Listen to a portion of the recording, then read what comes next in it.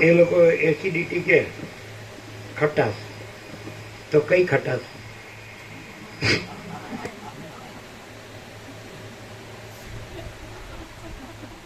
જવા દો ને હવે, અમને અનુભવ ન હોય.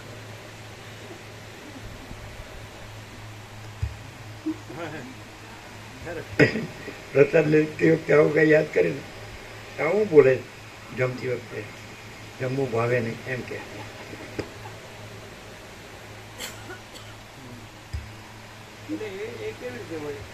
કેમ કે વાછરડું છે એ સીધું ગાયના પેટમાં નીકળીને સીધું જ આમ કૂદકા મારીને આંચળે લાગી જાય ધાવવા માંડે, તો એવું બધું અહીંયા. તો એને એમ કહેવાય કે પૂર્વનો અભ્યાસ હોય, એટલે પૂર્વજન્મનું કમાણી. શું કે પૂર્વની કમાઈ કે એવું કે ને, એવું હોય. એટલે પ્રકાશ છે એને પૂર્વજન્મની કમાઈ કરી હોય, પછી પ્રકાશ છે. એમાં પૂર્વ પશ્ચિમ છે.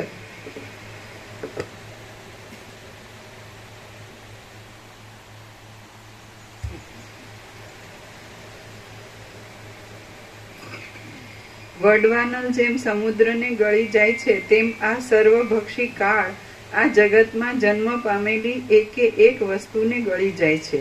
કાળરૂપી ભયંકર મહેશ્વર એક સરખી રીતે આ સઘળા દ્રશ્ય પદાર્થોની સ્થિતિનો કોળિયો કરી જવા માટે સજ્જ થઈ રહે છે.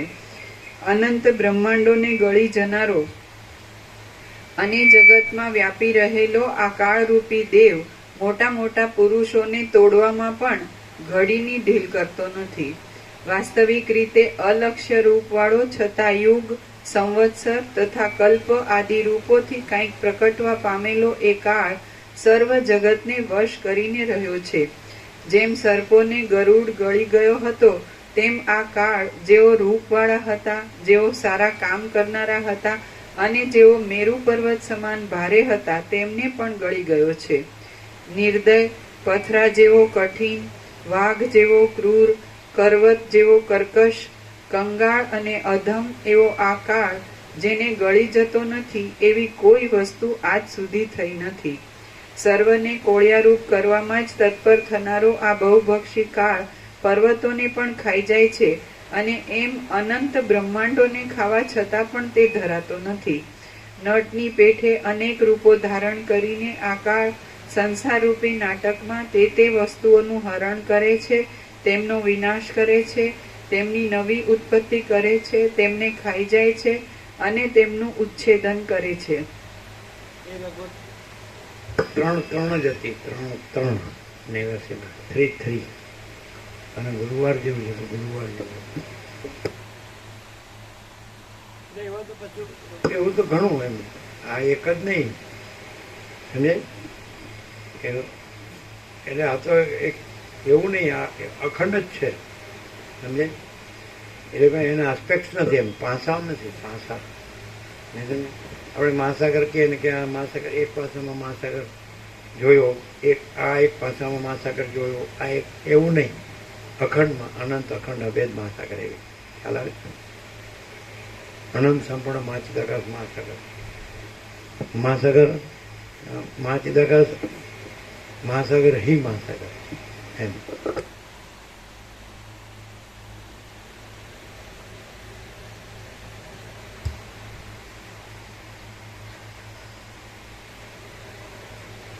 નટની પેઠે અનેક રૂપો ધારણ કરીને આ કાળ સંસારરૂપી નાટકમાં તે વસ્તુઓનું હરણ કરે છે, તેમનો વિનાશ કરે છે, તેમની નવી ઉત્પત્તિ કરે છે, તેમને ખાઈ જાય છે અને તેમનું ઉચ્છેદન કરે છે. પોપટ જેમ દાડમના બીજોને ફોલીને ખાઈ જાય છે, તેમ કાળ જગતમાં જુદા જુદા રહેલા પદાર્થોને વીખીને નિરંતર ખાયા કરે છે. વૃદ્ધિ પામેલા લોકોરૂપી કમળોના વનમાં રહેલો અને પાપ પુણ્યરૂપી દંતશૂળની અણીઓથી પ્રાણીઓરૂપી પાંદડાઓને છૂંદી નાખતો આ કાળરૂપી હાથી સર્વદા ગાજ્યા જ કરે છે. જેમનું મૂળ બ્રહ્મા છે અને મોટા દેવતાઓ ફળ છે, એવા બ્રહ્માંડોરૂપી વૃક્ષોવાળા બ્રહ્મરૂપી વિશાળ વનમાં કાળ ચારે બાજુ વ્યાપીને રહેલો છે. રાત્રિઓ રૂપી ભમરાવાળા અને દિવસ રૂપી ફૂલવાળા વર્ષો, કલ્પો તથા તેમના અંતર્ગત કળારૂપ લતાઓની પૂર્ણ રચના કર્યા કરતો આ કાળરૂપી પુરુષ કદી પણ કાયર થતો નથી. હે મુનિ, આ ધુતારાઓના શિરોમણી રૂપ કાળ ભેદતા ભેદાતો નથી, બાળતા બળતો નથી અને દેખાતા છતાં પણ દેખાતો નથી. વિસ્તાર પામેલો આ કાળ ભારે ભારે મનોરથની પેઠે એક પલકારામાં કોઈ વસ્તુને એકદમ ઉત્પન્ન કરે છે અને કોઈ વસ્તુનો એકદમ નાશ કરી નાખે છે. કથોલી રીતભાતવાળી અને પ્રાણીઓના કષ્ટથી જ પુષ્ટ થતી પોતાની ચેષ્ટાથી આ કાળ દેહાદિના અધ્યાસવાળા જીવોને સ્વર્ગ તથા નરક આદિમાં ફેરવ્યા કરે છે. પોતાનો સ્વભાવ કેવળ પેટ ભરવાનો જ હોવાથી એ કાળ ખડ, ધૂળ, ઇન્દ્ર, મેરુ, પાંદડા અને સમુદ્ર વગેરે સઘળા પદાર્થોને ગળી જવા સારું સજ્જ રહે છે. આ કાળમાં જ પૂરું ક્રૂરપણું છે, પૂરું લોભીપણું છે, પૂરું દુર્ભાગ્યપણું છે અને પૂરું ચપળપણું છે. જેમ બાળક બે દડા ઉછાળી ઉછાળીને પોતાના આંગણામાં રમે છે, તેમ કાળ પણ જાણે પોતાની લીલાથી સૂર્ય તથા ચંદ્રને ઉછાળી ઉછાળીને આકાશમાં રમે છે. કલ્પ પૂરો થાય છે ત્યારે એ કાળરૂપી કાપાલિક સઘળા પ્રાણીઓનો વિનાશ કરીને અને પગ સુધી તેમના હાડકાની માળાઓ પહેરીને નાચ્યા કરે છે. પ્રલયકાળમાં નિરંકુશ આચરણવાળા એ કાળના અંગોમાંથી નીકળેલા પવનોને લીધે મેરુ પર્વત આકાશમાં ભોજપત્રની પેઠે ઉડ્યા કરે છે. એ કાળ રુદ્ર થઈને પાછો ઇન્દ્ર, બ્રહ્મા, શુક્ર તથા કુબેર રૂપ થાય છે અને વળી પાછો કોઈ રૂપ નહીં જેવો થઈ જાય છે. જેમ સમુદ્ર પોતાનામાં ઉઠતા અને બેસી જતા તરંગોને રાત્રિ દિવસ ધારણ કરે છે, તેમ કાળ પોતાનામાં નિરંતર ઉત્પન્ન થતી અને નિરંતર પ્રલય પામતી અનેક દેખાવાળી સૃષ્ટિઓ ધારણ કરે છે. જેમ કોઈ માણસ વૃક્ષોમાંથી પાકા ફળોને પાડ્યા કરે છે, તેમ કાળ મહાકલ્પોમાંથી પાકેલા દેવ તથા દૈત્યોના સમૂહોને પાડ્યા કરે છે. આ કાળ બ્રહ્માંડો રૂપી ફળોવાળું ઉંબરાનું એક મહાવૃક્ષ છે. તે ફળો વારંવાર પડ્યા કરે છે અને તેમાં પ્રાણીઓ રૂપી મચ્છરો ગણગણ્યા કરે છે. પ્રાણીઓની ક્રિયારૂપ પ્રિયતમાની સાથે રહીને આ કાળ બ્રહ્મરૂપી ચાંદનીને લીધે પ્રફુલ્લિત થયેલી જગતરૂપ કુમુદિનીથી પોતાના શરીરને વિનોદ કરાવે છે. જેમ મોટો પર્વત અનંત તથા અપાર બ્રહ્મરૂપી માયાથી પોતાના ઊંચા શરીરને ટેકવીને રહે છે, તેમ કાળ પણ જેમ મોટો પર્વત અનંત તથા અપાર બ્રહ્મરૂપી માયાથી પોતાની ઊંચા શરીરને ટેકવીને રહે છે, તેમ કાળ પણ અનંત અને અપાર બ્રહ્મરૂપી પાયાથી, અહીંયા પાયા જ છે, પાયાથી બ્રહ્મરૂપી પાયાથી જેમ મોટો પર્વત અનંત તથા અપાર બ્રહ્મરૂપી પાયાથી પોતાના ઊંચા શરીરને ટેકવીને રહે છે, તેમ કાળ પણ અનંત અને અપાર બ્રહ્મરૂપી પાયાથી અધિષ્ઠાનથી પોતાના ઊંચા શરીરને ટેકવીને રહ્યો છે. આ કાળ કોઈ સ્થળે અંધારા જેવું કાળું કાર્ય કરે છે, કોઈ સ્થળે વિસ્તારવાળું ઉજળું કાર્ય કરે છે અને કોઈ સ્થળે એ બંનેથી જુદા જ સ્વભાવવાળું કાર્ય કર્યા કરે છે. જેમ માણસ બહુ જ બોજાવાળી પૃથ્વી પર પગ ટેકવીને રહે છે, તેમ કાળ પણ જેમાં અનંત પ્રાણીઓના સંસારોનો લય થાય છે, એવી બ્રહ્મની દ્રઢ સત્તા પર સ્થિર પગે રહ્યો છે.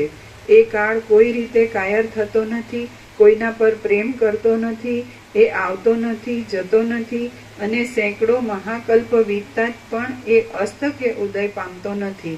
કાળજી ધર્યા વગર ભારે અનાસ્થાથી, બેદરકારીથી જગતમાં ફેરફાર કરવાની રમત કરીને જ તે પોતાના વિશાળ શરીરને રાજી રાખ્યા કરે છે. એ કાળ રાત્રિરૂપી કાદવમાંથી ઉત્પન્ન થનારી અને વાદળારૂપી ભ્રમરોવાળી દિવસોરૂપી રાતા કમળોની પંક્તિને પોતાના સ્વરૂપરૂપી તળાવમાં પ્રકટ કર્યા કરે છે. કાળરૂપી લોભી ધૂળ ધોયો રાત્રિરૂપી કાળી અને જૂની સાવરણી લઈને મેરુ પર્વતની પાસે વિખરાયેલા સૂર્યના પ્રકાશરૂપી સોનાના ભૂકાને ઉસરડ્યા કરે છે. કૃપણપણાને લીધે તે કાળ પોતાની ચેષ્ટારૂપ આંગળીથી સૂર્યરૂપી દીવીને ખૂણાઓમાં ફેરવ્યા કરે છે અને જગતરૂપી ઘરમાં કોઈ વસ્તુ ક્યાં પડી છે તેની ખોળમાં રહે છે. દિવસરૂપી મટકાવાળા સૂર્યરૂપી નેત્રથી જોઈને એ કાળ જગતરૂપી જૂના વનમાંથી બહુ જ પાકેલા લોકપાલો રૂપી ફળો ખાયા કરે છે.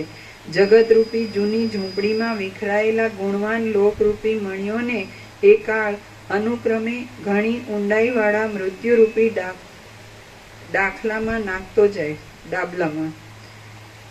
જગતરૂપી જૂની ઝૂંપડીમાં વિખરાયેલા ગુણવાન લોકરૂપી મણિઓને એ કાળ અનુક્રમે ઘણી ઊંડાઈવાળા મૃત્યુરૂપી ડાબલામાં નાખતો જાય છે. ઉત્તમ લોકોરૂપી રત્નોનો જે હાર ગુણોના, વિદ્યા આદિ સદ્ગુણો અને દોરાઓ. ઉત્તમ લોકોરૂપી રત્નોનો જે હાર ગુણોના સમાગમથી અત્યંત તેજસ્વી થાય છે તેને કાળ પોતાના અંગમાં શણગારની પેઠે ધારણ કરે છે અને વળી તેને કાપી નાખે છે. આ ચપળ કાળ દિવસરૂપી હંસોએ અનુસરેલી અને તારાઓરૂપી કેસરાવાળી રાત્રિરૂપી કાળા કમળોની માળાને નિરંતર કંકણની પેઠે ધારણ કરી રહ્યું છે. એ કાળરૂપી કસાઈ પર્વત, સમુદ્ર, સ્વર્ગ અને પૃથ્વીરૂપ 4 શિંગડાવાળા જગતરૂપી ઘેટાઓને માર્યા કરે છે અને પ્રત્યેક દિવસે તારાઓરૂપી લોહીના છાંટાઓ જોઈને તેમને પણ ચાટી જાય છે. ચંદ્રની પેઠે જુવાની રૂપ કમલિનીને સંકોચ આપનારો અને કેસરી સિંહની પેઠે આયુષ્યરૂપી હાથીઓને ફાડી નાખનારો આ કાળ જેનું હરણ ન કરતો હોય એવી તુચ્છ કે અતુચ્છ કોઈ પણ વસ્તુ નથી. થોડું કરવું છે, થોડું કરો. આ તો બરાબર થઈ ગયું ને? આ તો બરાબર. થોડું બસ બસ બસ.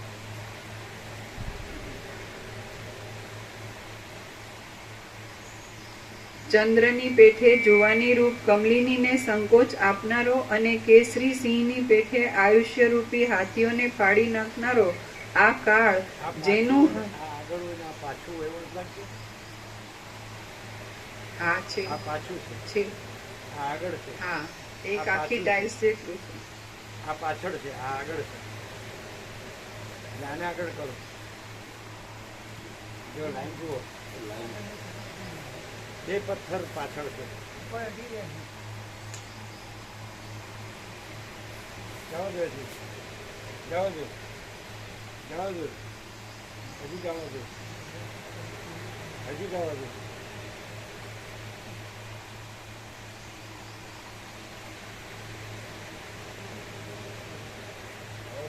હજી હજી હજી લો. આ પાયો. પાયોની સેન્ટરનું જુઓ. હા, હવે લગભગ આવી ગયું. આવી ગયું ને? આવી ગયું. લગભગ નામ બધા ચાલશે ચાલશે.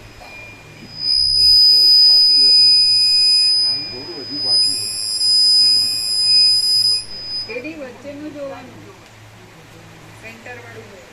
પાછું પાયોની પાછું પાયો નો જોવાય. આ બે બોક્સ જોવાય. એ બોક્સનો પોલ જોવાનો. બોક્સમાં સરખા જોવાય. બોક્સમાં પાયો તો આગળ પાછળ હોય. હવે ચાલો, બરાબર છે? હવે લગભગ બરાબર છે.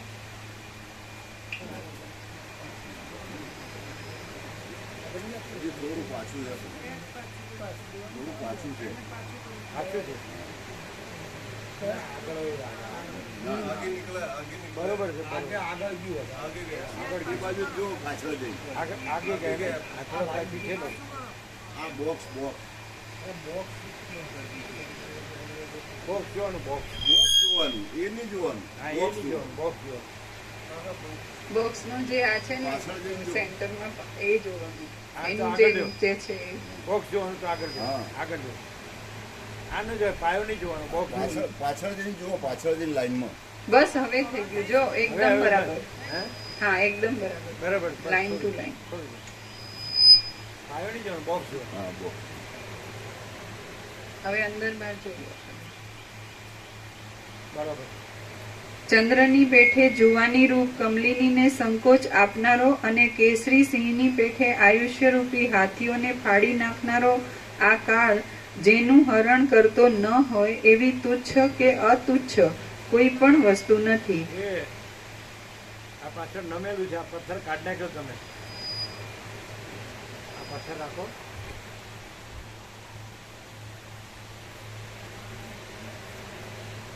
હા, પાછળ નમેલું હતું. ચલો બરાબર.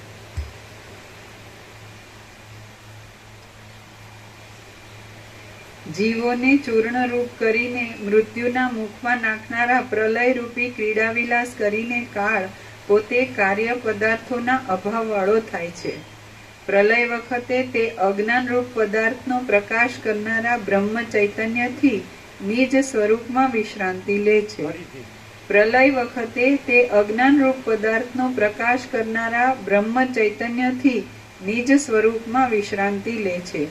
એટલે તેનાથી તે જુદો જ પ્રતીત થતો નથી. એ પ્રમાણે પ્રલયમાં વિશ્રાંતિ લઈ તે પાછો સૃષ્ટિના સમયમાં પોતે જ જગતનો કરતા, ભોગતા, સંહાર કરતા અને સ્મરણ કરનાર આદિ સઘળા રૂપવાળો થાય છે. અકળ બુદ્ધિથી પણ જેમના રહસ્યને કોઈ કળી શકતું નથી એવા સારા નરસા સઘળા પ્રકારના શરીરોને પ્રકટ કરતો અને વળી તેમને તરત જ લીન કરી નાખતો આ કાળ અહીં ક્રીડા કર્યા જ કરે છે. સર્વ લોકોમાં એ કાળનું બળ પ્રસિદ્ધ જ છે. નીચે ટાંચ છે. એવા બળવાન કાળનું સ્મરણ રાખી મુમુક્ષુએ પોતાના આત્માનો સાક્ષાત્કાર જેમ બને તેમ શીઘ્ર કરી લેવો જોઈએ. શ્રી યોગ વાસિષ્ઠ મહારામાયણમાં વૈરાગ્ય પ્રકરણનો કાલાપવાદ નામનો સર્ગ 23મો સમાપ્ત. કેવો વાત? કાલાપવાદ. બાદ અપવાદ એટલે બાદ. સર્ગ 24મો કાળનું રાજકુમાર રૂપે વર્ણન. આ 24મા સર્ગમાં કાળનું રાજકુમાર રૂપે વર્ણન કરવામાં આવશે. રામ બોલ્યા, પરમાત્મા રૂપ રાજાનો પુત્ર આ કાળ છે. સઘળી આપત્તિઓ તેનાથી દૂર રહી છે અને તેના પરાક્રમ અપાર છે. હું તેના ચરિત્રનું વર્ણન કરું છું. જગતરૂપી જૂના જંગલના જાળામાં એ કાળ રાખ અને મૂઢ પ્રાણીઓ રૂપી મૃગના સમૂહનો નાશ કરવા રૂપ મૃગયા રમ્યા કરે છે. જેના એક ભાગમાં વડવાનલ રૂપી સુંદર કમળ શોભ્યા કરે છે એવો પ્રલયકાળનો મહાસાગર એને રમવાની સુંદર નદી રૂપ છે. કડવા, તીખા તથા ખાટા રસોવાળા તથા દહીં દૂધના સાગરોવાળા વાસી જગતોથી એને સવારના શિરામણનું કામ ચાલે છે. સઘળી દેવીઓ સાથેની જે કાળરાત્રિ ચાતુરીથી ફર્યા કરે છે, જે સંસારરૂપી વનમાં વિહાર કરવા જોડાયેલી છે અને જે વાઘણની પેઠે પ્રાણીઓના સમૂહનો ઘાત કરનારી છે, તે એ કાળરૂપ રાજકુમારની પ્રિય સ્ત્રી છે. કમળ, ઉત્પલ અને કલ્હાર રૂપી ઝૂલતી જાળીઓવાળી આ પૃથ્વી એ કાળના હાથમાં રહેલી રસભરી પીવાની પ્યાલી રૂપ છે. ગર્જના કરતો, વિકટ રીતે પંજા પછાડતો અને કેશવાળીથી વિકટ તથા પુષ્ટ ખભાવાળો નૃસિંહાવતાર એ કાળના હાથના પાંજરામાં શિકારી બાજરૂપ છે. બ્રહ્માંડોની માળાઓ પહેરી લેવાને લીધે ઘણા તુંબડાવાળી વીણા જેવો લાગતો અને શરદ ઋતુના આકાશ જેવી શ્યામ કાંતિવાળો સંહાર ભૈરવ નામનો દેવ એ કાળરૂપી રાજકુમારને રમવાના કોયલના બચ્ચા રૂપ છે. નિરંતર ચકચકિત આકારવાળું અને દુઃખોરૂપી બાણોની પંક્તિને ફેંક્યા કરતું સંહારરૂપ ધનુષ એના હાથમાં ચારે બાજુ શોભ્યા કરે છે. લક્ષ્યો, નિશાનો. લક્ષ્યો ફરતા છતાં અને પોતે પણ ફરતા છતાં લક્ષ્યોને ચીરી નાખતો મૃગયાના વિહારમાં ભારે ચતુર, લક્ષ્યોને વિંધનારાઓમાં સર્વોપરી, જૂના જગતરૂપી વનમાં અનેક ચપળ વૃત્તિઓ કરતો આ સર્વોત્તમ કાળરૂપી રાજકુમાર અહીં ઘણી ચાલાકીથી પ્રાણીઓને માર્યા કરે છે. શ્રી યોગ વાસિષ્ઠ મહારામાયણમાં વૈરાગ્ય પ્રકરણનો રાજકુમાર નામનો સર્ગ 24મો સમાપ્ત. સર્ગ 25મો દૈવ અને ક્રિયારૂપ કાળનું વર્ણન. આ 25મા સર્ગમાં દૈવ અને ક્રિયારૂપ બે પ્રકારના કાળનું વર્ણન કરવામાં આવશે. રામ બોલ્યા, ઉપર કહેલા મહાકાળથી જુદો બીજા બે પ્રકારનો એક કાળ છે. તે મેળ વગરની રીતિવાળાઓમાં શિરોમણી છે. તેનું પણ હું આ વિષયમાં વર્ણન જ કરું છું. આ જગતમાં જે કાળ ફળને ભોગવાવે છે તે દૈવ કહેવાય છે અને જે કાળ ફળને ઉત્પન્ન કરનારી ક્રિયા કરાવે છે તે ક્રિયાકાળ કહેવાય છે. માત્ર પોતાના ચલનરૂપ એવી ક્રિયા વિના ક્રિયાકાળનું બીજું કાંઈ રૂપ, બીજું કાંઈ કામ કે બીજું કાંઈ ધારેલું જાણવામાં આવતું નથી. જેમ ગરમી હિમના સમૂહને બહુ જ ગાળી નાખે છે, તેમ એ ક્રિયાકાળ આ સઘળા કૂણા પ્રાણીઓને બહુ જ ગાળી નાખે છે. જે કાંઈ આ ભારે વિસ્તારવાળું જગતનું મંડળ જોવામાં આવે છે તે એ ક્રિયાકાળની નાચવાની શાળા છે અને તેમાં એ બહુ જ નાચ્યા કરે છે. ત્રીજો દૈવ નામનો કાળ છે અને તેનું મહાદારુણ કૃતાંત એવું પણ નામ છે. તે પણ કાપાલિક જેવો વેશ ધારણ કરી ઉન્મત્તપણાથી જગતમાં નાચ્યા કરે છે. હે મુનિ, રાગી પુરુષની પેઠે બહુ જ નાચ્યા કરતા એ કૃતાંતનું નિયતિ સર્વદા ફળનું નિશ્ચિતપણું રૂપ. હે મુનિ, રાગી પુરુષની પેઠે બહુ જ નાચ્યા કરતા એ કૃતાંતનું નિયતિરૂપ સ્ત્રીમાં અત્યંત કામીપણું જોવામાં આવે છે. સંસારરૂપી વક્ષસ્થળ ઉપર ચંદ્રની કળા જેવો ધોળો શેષનાગ ને ત્રણેય લોકમાં વહેંચાયેલો ગંગાનો પ્રવાહ એ બંને દૈવરૂપી કાપાલિકના સવ્ય તથા અપસવ્ય જનોય રૂપ છે. હે બ્રહ્મન, ચંદ્રમંડળ તથા સૂર્યમંડળ એના બે હાથના મૂળોમાં સોનાના કડારૂપ છે અને મેરુ પર્વત એના હાથમાં રમવાના કમળરૂપ છે. તારાઓરૂપ છાંટણાઓથી વ્યાપેલું પ્રલયના સમુદ્રના જળમાં ધોવાયેલું તથા પ્રલયના મેઘરૂપી છેડાઓવાળું આકાશ એના એક વસ્ત્રરૂપ છે. કાપાલિક લોકો મધ્યમાં છિદ્રવાળી માત્ર એક કંથા જ ગળામાં પહેરી રાખે છે, બીજું કંઈ વસ્ત્ર રાખતા નથી. એવા રૂપવાળા એ દેવરૂપી કાપાલિકની આગળ તેની નિયતિ રૂપિણી કામિની નિરંતર ચાલતા આડંબરપૂર્વક અનેક કાર્યો કરતી કરતી નાચ્યા કરે છે. હે દેવ, પ્રાણીઓના નિરંતર જવા આવવાથી ચંચળતાવાળા જગતરૂપી માંડવાની અંદર નાચ્યા કરતી અને જેની ક્રિયાશક્તિ બંધ પડતી નથી એવી એ સ્ત્રીના અંગોમાં અનેક ભુવનોની પંક્તિ સુંદર ઘરેણારૂપ છે અને પાતાળ સુધી લાંબુ આકાશ એના મહાન ચોટલાના મંડળરૂપ છે. પ્રાણીઓની ચીચિયારીઓથી દીપતી તથા પાપરૂપી દોરાથી પાતાળરૂપી પગમાં બાંધેલી નરકોની પંક્તિ એની ઘૂઘરીઓ રૂપ છે.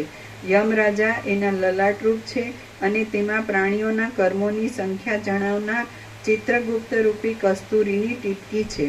એ દેવી પોતાના પતિદેવરૂપ કાપાલિકના અભિપ્રાયને અનુસરીને પ્રલયના સમયોમાં ભારે આડંબરથી પર્વતો ફાટવાના મોટા કડાકા કરીને નાચે છે. આમ સર્વનો સંહાર કરનારી એ નિયતિ નૃત્ય કરી રહી છે ત્યારે તેની પાછળ કાર્તિક સ્વામીના મરી ગયેલા મોરના લટકી રહેલા પીંછા ઉડાઉડ કરે છે. ત્યાં રુદ્રના વિંખાયેલા છિદ્રવાળા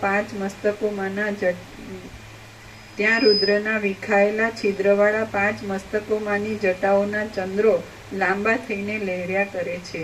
ત્યાં 3 નેત્રમાં મોટા છિદ્રોમાંથી ભારે સુસવાટા ઉઠી રહ્યા છે અને તેથી તે મસ્તકો ભયંકર લાગે છે. ત્યાં પાર્વતીના ફરફરી રહેલા કેશરૂપી ચામરો ચાલે છે અને તેમાં કલ્પવૃક્ષના સોહામણા પુષ્પો ગૂંથ્યા છે. ત્યાં પર્વતો જેવા ભૈરવોના પેટરૂપ ઊંચા નીચા થતા તુંબડાઓ છે. ત્યાં સેંકડો છિદ્રોમાંથી ધ્વનિ કરતા ઇન્દ્રના શરીરરૂપી ભિક્ષાપાત્ર છે. ત્યાં સુકાઈ ગયેલા મનુષ્યોના હાડકારૂપ ખટવાંગો ખાટલાના ઈસ કૂપડા છે. આમ એ કાપાલિકની સ્ત્રી ગગન સુધી વ્યાપેલા પોતાના શરીરને પણ જાણે બીવડાવી રહી છે. મહાકલ્પોમાં સર્વનો સંહાર કરનારી એ કાળકામિની પોતાના નૃત્યોમાં આમ તેમ ચલાયમાન થતી અનેક આકારવાળા માથાઓના સમૂહોરૂપ મોટા કમળોની માળાથી શોભે છે. પ્રલયકાળમાં ઉન્મત્ત થયેલા તે સમયના મેઘરૂપ ડાકલાઓના પ્રચંડ શબ્દો સાંભળી તુંગરુ આદિ ગંધર્વો તેની પાસેથી નાસી જાય છે. ત્યાં કુંડળની પેઠે ચળકતા ચંદ્રમંડળથી શોભી રહેલો અને તારાઓરૂપ ચાંદલાઓથી શોભતા આકાશરૂપ મયુર પીંછથી કેશ શણગારીને આવેલો દેવરૂપી કાપાલિક જગતરૂપી નૃત્યશાળામાં નાચ્યા કરે છે. તેના એક કાનમાં સુશોભિત હિમાલય હાડકાના કુંડલરૂપ છે અને બીજા કાનમાં મેરુ પર્વત સુશોભિત સુવર્ણના કુંડલરૂપ છે. ચંદ્ર અને સૂર્ય પણ તેના 2 કાનમાં કુંડલરૂપ છે અને તેથી તેનું ગંડસ્થળ શોભી રહ્યું છે. લોકાલોક નામના પર્વતના શિખરોની પંક્તિ એને ફરતી કટી મેખલા છે. આમ તેમ જતી વીજળી એના હાથમાં દોડી જેવા આકારવાળા કંકણ રૂપ છે. પવનથી ચલાયમાન કરેલી વાદળાઓની પંક્તિ એની અનેક રંગી કંથારૂપ છે. મહાકાળના હાથથી નંખાયેલા શેષનાગના શરીરરૂપ મોટા દોરાથી સંબંધ રાખતા અને સઘળો સંસાર જેનાથી બંધાઈ જાય છે એવા લાંબા માયારૂપ પાશમાં ગૂંથાયેલી ક્ષય પામેલા બ્રહ્માંડોમાંથી નીકળેલા મૃત્યુઓથી બનેલી માળા એ કાપાલિકના ગળામાં જાણે એકઠા કરેલા તીક્ષ્ણ મૂષળ, ખડગ, ત્રાસ, ત્રિશૂળ, તોમર અને મુદ્ગરોથી બનેલી માળા હોય એવી શોભે છે. જીવતી મગરીઓ રૂપ લાંછનોવાળી અને રત્નોના તેજથી દીપતી 7 સમુદ્રો રૂપ કંકણોની પંક્તિ એ કાપાલિકના 2 હાથના ભૂષણ રૂપ છે. વ્યવહારો રૂપી મોટા ગૂંચળાવાળી રજ, ધૂળ અને રજોગુણથી ખરડાયેલી અને અંધારા જેવી કાળી સુખ દુઃખોની પરંપરા એ કાપાલિકના રૂવાટાની પંક્તિ રૂપ છે. ઘણા ખરા આવા ગુણોવાળો દૈવરૂપી કાપાલિક પ્રલયમાં પોતાના તાંડવવાળા નાચને ઘણા કાળ સુધી બંધ પાડી વિસામો લે છે અને પાછા તે બ્રહ્મા તથા રુદ્ર આદિને ઉત્પન્ન કરી જેમાં ઘણા દેખાવો કરવામાં આવે છે એવી અને જરા શોક, દુઃખ તથા પરાભવથી શોભતી આ સૃષ્ટિરૂપ નાચની લીલા કરવા માંડે છે. જેમ બાળક ગારામાંથી પૂતળા આદિની રચનાને કાયર થયા વગર કર્યા કરે છે તેમ એ દૈવરૂપ કાપાલિક પણ પાછો જળોને, વનોને, જુદા જુદા બ્રહ્માંડોને, પ્રાણીઓના સમૂહોને અને તે સમયને અનુસરતી સ્થિર તથા ચંચળ નવી નવી રીતભાતોને કાયર થયા વગર કર્યા કરે છે. શ્રી યોગ વાસિષ્ઠ મહારામાયણમાં વૈરાગ્ય પ્રકરણનો કૃતાંત વિલસિત નામનો સર્ગ 25મો સમાપ્ત. સર્ગ 26મો સંસાર દુર્દશા. આ 26મા સર્ગમાં વૈરાગ્યની સિદ્ધિ માટે સંસારની ભારે દુર્દશાનું વર્ણન કરવામાં આવશે. રામ બોલ્યા, હે મહામુનિ, કાળ આદિનું ચરિત્ર આ પ્રમાણે છે તો પછી સંસાર નામના પદાર્થમાં મારા જેવાઓને શો વિશ્વાસ રહે? હે મુનિ, વિષયોની રચનાઓથી અમે વનના હરણિયાઓની પેઠે મોહ પામ્યા છીએ અને દૈવ આદિના હાથે જાણે વેચાયેલા હોઈએ તેમ રહ્યા છીએ. નીચ કામ કરનારો અને પોતાનું પેટ ભરવામાં જ તત્પર રહેનારો કાળ નામનો આ ધૂતારો જગતમાં સર્વ લોકોને નિરંતર આપદાના સમુદ્રમાં જ પાડ્યા કરે છે. જેમ અગ્નિ ઊના પ્રકાશવાળી જ્વાળાઓથી લોકોને અંદર તથા બહાર બાળે છે તેમ કાળ પણ પોતાની દારૂણ ચેષ્ટાને લીધે લોકોને દુષ્ટ આશાઓથી અંદર તથા બહાર બાળ્યા કરે છે. ઇન્દ્રિયોની વિષયોમાં પ્રવૃત્તિ રૂપી જે મર્યાદા છે તે નિયમરૂપી કાળની સ્ત્રી છે. સ્ત્રીપણાથી તે ચપળ સ્વભાવની છે. જીતેન્દ્રિય લોકોને ભમાવનારી છે અને ધીરજને રહેવા પણ દેતી નથી.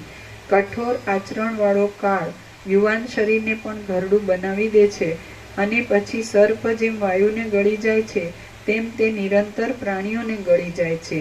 યમરાજ તો નિર્દય પુરુષોનો પણ મહારાજા છે. તે કોઈ પણ દુઃખી માણસ ઉપર દયા કરતો નથી. બાકી સઘળા પ્રાણીઓ ઉપર દયા કરવામાં ઉદારતા ધરાવનાર પુરુષ તો દુર્લભ જ છે. બાકી સઘળા પ્રાણીઓ ઉપર દયા કરવામાં ઉદારતા ધરાવનાર પુરુષ તો દુર્લભ જ છે. બાકી સઘળા પ્રાણીઓ ઉપર દયા કરવામાં ઉદારતા ધરાવનાર પુરુષ તો દુર્લભ જ છે. હે મુનિ, પ્રાણીઓની સઘળી જાતિઓ તુચ્છ શક્તિવાળી છે અને વિષયોના સ્થળો દારૂણ તથા અપાર દુઃખ ઉત્પન્ન કરવા વાસ્તે જ છે. આયુષ્ય અત્યંત ચપળ છે, મૃત્યુ અત્યંત કઠિન છે, યુવાની અત્યંત વેગે વહે છે અને બાળપણું મોહમાં જ સરી જાય છે. લોકો વિષયોની ચિંતાઓથી ઘેરાયા છે. સંબંધીઓ સંસારના બંધનરૂપ છે. ભોગો સંસારમાં મોટા રોગરૂપ છે અને તૃષ્ણાઓ ઝાંઝવાના પાણી જેવી છે. ઇન્દ્રિયો શત્રુનું કામ કરે છે. પરમાર્થ નહીં જેવો થઈ ગયો છે અને જેનું મન શત્રુ છે એવો આત્મા મનના અભિમાનને લીધે મનરૂપ થઈને પોતે જ પોતાને દુઃખી કરે છે. અહંકાર ભોગો લોકો વિષયોની ચિંતાઓથી ઘેરાયા છે. સંબંધીઓ સંસારના બંધનરૂપ છે. ભોગો સંસારમાં મોટા રોગરૂપ છે અને તૃષ્ણાઓ ઝાંઝવાના પાણી જેવી છે. ઇન્દ્રિયો શત્રુનું કામ કરે છે, પરમાર્થ નહીં જેવો થઈ ગયો છે, અને જેનું મન શત્રુ છે એવો આત્મા મનના અભિમાનને લીધે મનરૂપ થઈને પોતે જ પોતાને દુઃખી કરે છે. અહંકાર સ્વરૂપને દૂષિત કરે છે. બુદ્ધિઓ સ્વરૂપની નિષ્ઠારૂપ દ્રઢતાથી રહિત છે. ક્રિયાઓ દુષ્ટ ફળ આપ્યા કરે છે, અને મનના વિલાસો સ્ત્રીઓના પુરુષોમાં જ લાગ્યા કરે છે. ઈચ્છાઓ કેવળ વિષયોની જ થાય છે. આત્માના ચમત્કારો જાણવામાં આવતા નથી. સ્ત્રીઓના સંબંધમાં પુરુષો દોષોની સેનાઓ રૂપ છે, અને શાસ્ત્રો ઉપર પ્રેમ રહ્યો નથી. જે સાચું છે તે ખોટા રૂપે સમજાયા કરે છે. ચિત્ત અહંકારમાં લાગેલું છે. પદાર્થો વિનાશ પામવાના પરિણામવાળા છે, અને આત્મ સ્વરૂપ જાણવામાં આવતું નથી. આકુળતા ભરેલી બુદ્ધિ કેવળ તપ્યા કરે છે. વિષયો ઉપર રાગરૂપી રોગ વધ્યા કરે છે, અને વૈરાગ્ય પ્રાપ્ત થતો નથી. રજોગુણથી સદ્વિચાર હણાઈ જાય છે. મોહ વધતો આવે છે. સત્વગુણ મળતો નથી, અને સત્ય વસ્તુ અત્યંત દૂર રહે છે. જીવન અસ્થિર સ્થિતિને પામ્યું છે. મરણ આવવાને સજ્જ રહ્યું છે. ધીરજ નાશ પામી છે, અને નિરંતર તુચ્છ વિષયોમાં પ્રીતિ રહે છે. મતિ મંદપણાથી મેલી થઈ છે. શરીર અવશ્ય નાશ પામનારું છે. દેહમાં જાણે વૃદ્ધાવસ્થા સળગ્યા જ કરે છે, અને પાપ કર્મ મનમાં વારંવાર આવ્યા કરે છે. પ્રયત્ન છતાં યુવાની જતી રહે છે. સજ્જનનો સમાગમ દૂર રહે છે. કોઈ લોકનું સુખ અવિચળ જોવામાં આવતું નથી, અને પરમાનંદપણું મળતું નથી. મન અંદર મૂંઝાયા કરે છે. પારકાની ઉન્નતિ જોઈને પ્રસન્ન થવું દૂર ગયું છે. ઉજ્જવળ કરુણા ઉદય પામતી નથી, અને નીચતા દૂરથી ચાલી આવે છે. ધીરપણું અસ્થિર થતું જાય છે. પ્રાણીઓ જન્મ મરણમાં પરોવાયેલા છે. દુર્જનનો સમાગમ સુલભ થાય છે, અને સજ્જનનો સમાગમ દુર્લભ થઈ પડ્યો છે. સઘળા પદાર્થો જવા આવવાવાળા છે. વાસના સંસારમાં બાંધ્યા કરે છે, અને કાળ પ્રાણીઓના સમૂહને કેવળ કોઈ સ્થળમાં તાણ્યા જ કરે છે. સદુપદેશો જોવામાં આવતા નથી. સારી વાતોને અવકાશ મળતો નથી, અને પર્વતો પણ વિખાઈ જાય છે. આમ છે ત્યારે મારા જેવાનો તો શો વિશ્વાસ રહે? આકાશ પણ લય પામે છે. ભુવનો પણ ખવાઈ જાય છે, અને પૃથ્વી પણ પ્રલય પામે છે. ત્યારે મારા જેવાનો તો શો વિશ્વાસ રહે? સમુદ્રો પણ સુકાઈ જાય છે. તારાઓ પણ વિખાઈ જાય છે, અને સિદ્ધ લોકો પણ નાશ પામે છે. ત્યારે મારા જેવાનો તો શો વિશ્વાસ રહે? દાનવો પણ ચીરાઈ જાય છે. ધ્રુવનું જીવિત પણ અધ્રુવ થઈ જાય છે, અને દેવતાઓ પણ માર્યા જાય છે. ત્યારે મારા જેવાનો તો શો વિશ્વાસ રહે? ઇન્દ્ર પણ કાળના મોંમાં ચવાઈ જાય છે. યમ પણ કાળના જ સપાટામાં આવી જાય છે, અને વાયુ પણ સત્તા વગરનો થઈ જાય છે. ત્યારે મારા જેવાનો તો શો વિશ્વાસ રહે? ચંદ્ર પણ શૂન્ય થઈ જાય છે. સૂર્ય પણ ખંડિત થઈ જાય છે, અને અગ્નિ પણ અભાવને પ્રાપ્ત થાય છે. ત્યારે મારા જેવાનો તો શો વિશ્વાસ રહે? બ્રહ્મા પણ સમાપ્તિ પામે છે. અજન્મા હરિ પણ હરાઈ જાય છે, અને ભવ શિવ પણ અભાવને પામે છે. ત્યારે મારા જેવાનો તો શો વિશ્વાસ રહે? કાળ પણ લય પામે છે. નિયતિ ફળનું નિશ્ચિતપણું. કાળ પણ લય પામે છે. નિયતિ પણ તણાઈ જાય છે, અને અનંત આકાશ પણ ક્ષય પામે છે. ત્યારે મારા જેવાનો તો શો વિશ્વાસ રહે? જેનું સ્થૂળ રૂપ જાણવામાં આવતું નથી, અને જેનું સૂક્ષ્મ રૂપ સાંભળી બોલી કે જોઈ શકાતો નથી, એવો કોઈ પુરુષ પોતાના સ્વરૂપમાં જ માયાથી બ્રહ્માંડો દેખાડે છે. જેનું સ્થૂળ રૂપ જાણવામાં આવતું નથી, અને જેનું સૂક્ષ્મ રૂપ સાંભળી બોલી કે જોઈ શકાતું નથી, એવો કોઈ પુરુષ પોતાના સ્વરૂપમાં જ માયાથી બ્રહ્માંડો દેખાડે છે. જેનું સ્થૂળ રૂપ જાણવામાં આવતું નથી, અને જેનું સૂક્ષ્મ રૂપ સાંભળી બોલી કે જોઈ શકાતું નથી, એવો કોઈ પુરુષ પોતાના સ્વરૂપમાં જ માયાથી બ્રહ્માંડો દેખાડે છે. અભિમાન અંશને પ્રાપ્ત થઈને રહેલા સર્વ લોકોની અંદર રહેનારા તે પુરુષથી બાદ નહીં પામતો હોય એવો પદાર્થ ત્રણેય લોકમાં કોઈ પણ નથી. અભિમાન અંશને પ્રાપ્ત થઈને રહેલા સર્વ લોકોની અંદર રહેનારા તે પુરુષથી બાદ નહીં પામતો હોય એવો પદાર્થ ત્રણેય લોકમાં કોઈ પણ નથી. અભિમાન અંશને પ્રાપ્ત થઈને રહેલા સર્વ લોકોની અંદર રહેનારા તે પુરુષથી બાદ નહીં પામતો હોય એવો પદાર્થ ત્રણેય લોકમાં કોઈ પણ નથી. અંદર રહેલા તે પુરુષથી રથ શાંતિ રહેલા કોને માટે ખબર? એ સર્વ લોકો માટે. હા. આમાં પણ અલ્પ વિરામ કર્યું છે એટલે પહેલા વાંચવામાં ભૂલ થઈ.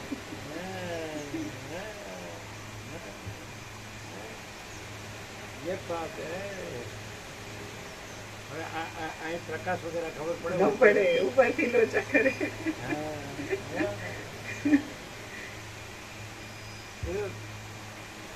આકાશથી પણ મોટો આખો કેવળ પ્રકાશ છે અને આકાશ કે સૌથી બીજું કંઈ છે જ નહીં, ભ્રાંતિ છે જ નહીં.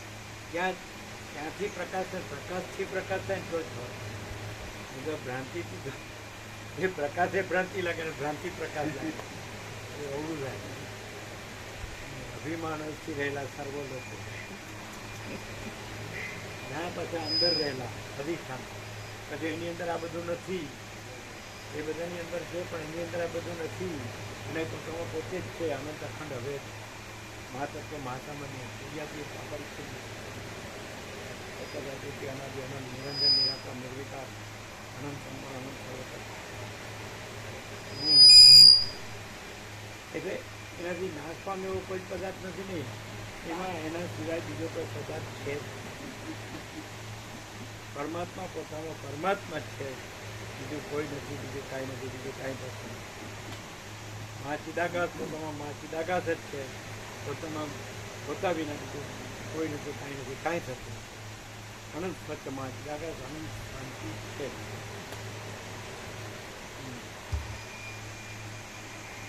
જેનું સ્થૂળ રૂપ જાણવામાં આવતું નથી. ખાલી આપણે એપિરન્સ ભ્રાંતિથી વાત કરીએ. એપિરન્સ ભ્રાંતિ તો દાખલા તરીકે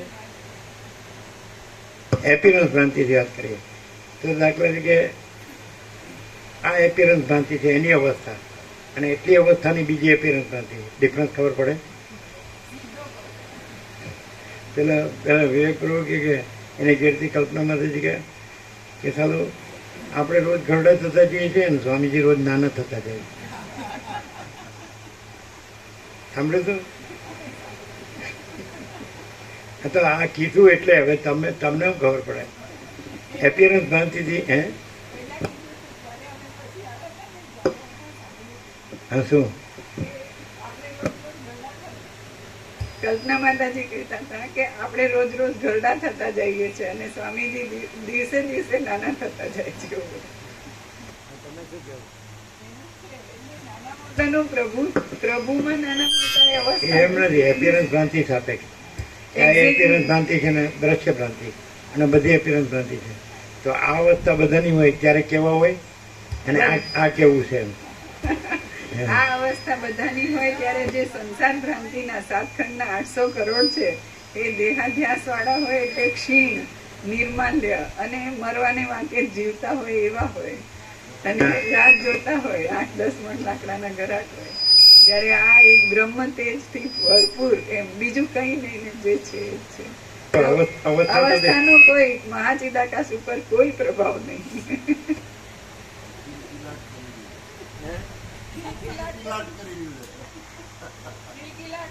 કિલકિલાટ કરી રહ્યું છે. જ્યાં સુધી ઘરનું માણસ ન મરી ગયો હોય ત્યાં સુધી બધાનું કિલકિલાટ જ હોય.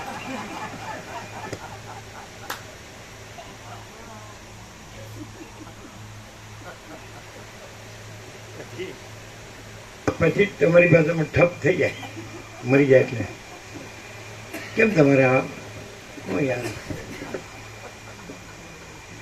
આમ પછી એમાં એને વધારે રડાવવું હોય ને તેમ કહેવાય બહુ સારા હતા હું એટલે વધારે રોવું આવે. યાર તો હું યાદ કરાવે ખાલી પણ એ કે તને ભગવાન બોલાવવા આવે ને તોય ન બોલાવી શકે. એની આંખો પોળી થઈ ગઈ. પછી અમારી એવી દશા થશે એની થાય જ છે. અમારા ભગવાન બળી ગયા.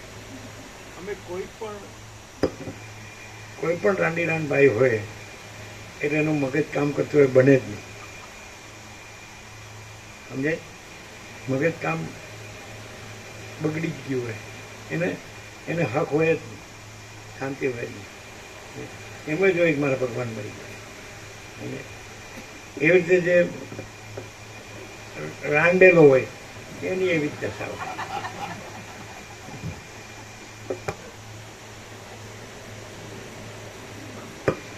એમ શું કરીએ એમ કે હવે શું કરીએ કયો એમ કે ભગવાનનું નામ લેવાનું મન થતું નથી.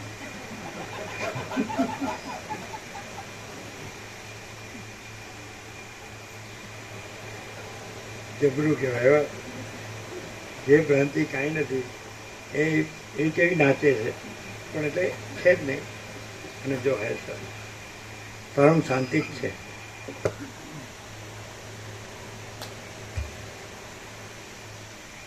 થઈ ગયું ને? એટલું જ એક વાત.